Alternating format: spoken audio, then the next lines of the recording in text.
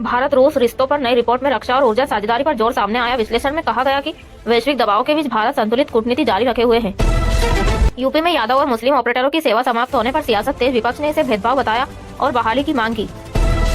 SIR में बीएलओएस पर काम का बोझ बढ़ने पर सुप्रीम कोर्ट ने सवाल उठाए, राज्यों को मानवीय कार्य शर्तें सुधारने का निर्देश दिया गया। राहुल प्रियंका ने सरकार पर विदेशी नेताओं से विपक्ष की मुलाकात रोकने का आरोप लगाया, कहा प्रोटोकॉल में बदलाव लोकतांत्रिक परंपरा के खिलाफ है। रामपुर जेल में आजम खान और उनके बेटे ने परिवार से मुलाकात करने से इनकार किया। इस फैसले से सियासी हलचल और अटकलें बढ़ी है। दिल्ली प्रदूषण पर विपक्ष का संसद परिसर में विरोध प्रदर्शन, सरकार के कदमों को विपक्ष ने नाकाफी करार दिया।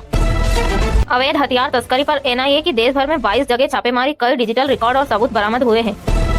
स्वीडन में भारतीय चुनाव मॉडल की तारीफ, कहा दुनिया सीख सकती है। विपक्ष इसे एसआईआर विवाद के बीच विरोधाभास मान रहा है। ताजा रिपोर्ट में चुनावी नतीजों में सत्ता पक्ष को नुकसान का विश्लेषण, महंगाई और बेरोजगारी को बड़ा कारण बताया गया।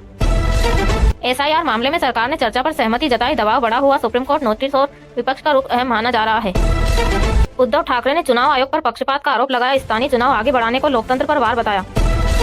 बिहार में स्पीकर पद को लेकर राजनीति गर्म, नीतीश के तेवर से गठबंधन में तनाव की चर्चा तेज। पुतिन के भारत आने के बाद रूसी अरबपति के शामिल होने की खबर, रक्षा और ऊर्जा समझौतों पर बड़े फैसलों की उम्मीद।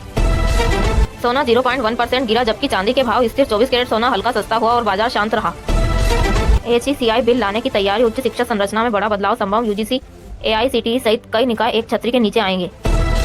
राष्ट्रपति पुतिन आज भारत दौरे पर शिखर सम्मेलन में शामिल होंगे। रक्षा, ऊर्जा और व्यापार करार पर ध्यान केंद्रित होगा।